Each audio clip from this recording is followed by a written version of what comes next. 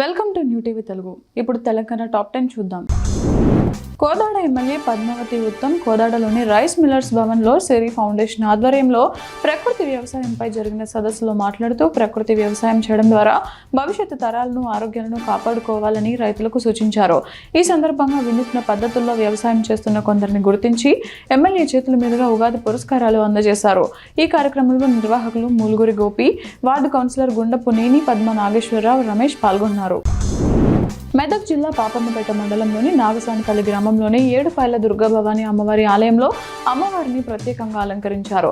ఈ సందర్భంగా ప్రత్యేక పూజలు, అభిషేకాలు, హారతులు నిర్వహించారు. భక్తులు పెద్ద సంఖ్యలో తరలివచ్చి అమ్మవారిని దర్శించుకున్నారు.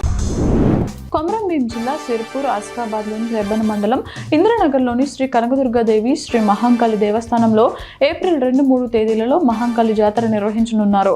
తొలి రోజు పట్టు వస్త్రాల సమర్పణ, రెండో రోజు బోనాలు, మహాభోగ నైవేద్యం, రథోత్సవం కార్యక్రమాలు జరగనున్నాయి.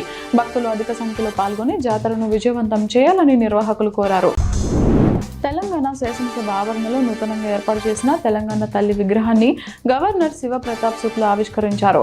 ఈ కార్యక్రమంలో ముఖ్యమంత్రి రేవంత్ రెడ్డి, డిప్యూటీ సీఎం మల్లుబట్టి విక్రమార్క, మంత్రులు, రాష్ట్ర ప్రముఖులు పాల్గొన్నారు. అంతకుముందు అసెంబ్లీ ఆవరణలోని మహాత్మా గాంధీ, రాజ్యాంగ నిర్మాత డాక్టర్ బిఆర్ అంబేద్కర్ విగ్రహాల వద్ద గవర్నర్, సీఎం, ఇతర నేతలు ఘనంగా నివాళులర్పించారు.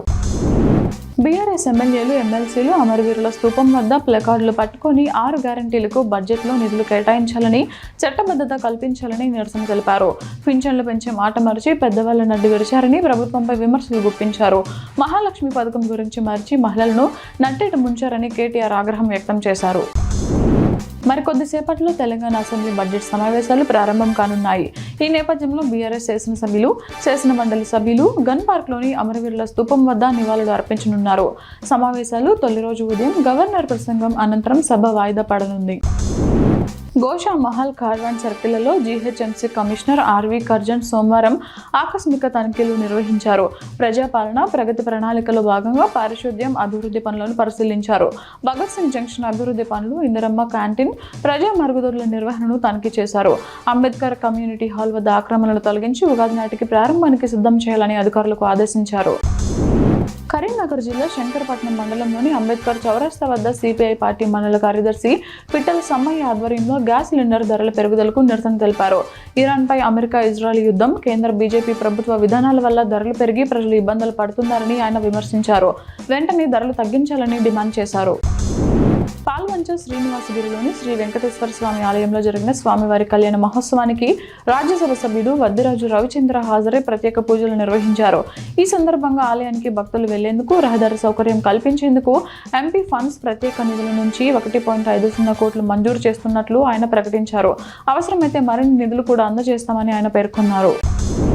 కామారెడ్డి జిల్లా పిట్లం మండలంలోని పలు గ్రామాల్లో రాత్రి కురిసిన గాలివానతో కూడిన వర్షం వల్ల రైతులు తీవ్రంగా నష్టపోయారు. కోతకు సిద్ధంగా ఉన్న వరి, ఇతర పంటలు ఎదురు గాలులకు నెలకొలడంతో రైతులు ఆందోళన చెందుతున్నారు. పంటలు వంగిపోవడం, పొలాల్లో నీరు నిల్వ ఉండడంతో కోత పనులు కూడా నిలిచిపోయాయి. ఇప్పటికే సాగు ఖర్చులు, అప్పులతో సతమతమవుతున్న రైతులకు ఈ అకాల వర్షం తీవ్ర నష్టాన్ని మిగిల్చింది. అధికారులు పంట నష్టాన్ని అంచనా వేసి బాధిత రైతులకు తక్షణమే పరిహారం అందించాలని రైతులు కోరుతున్నారు.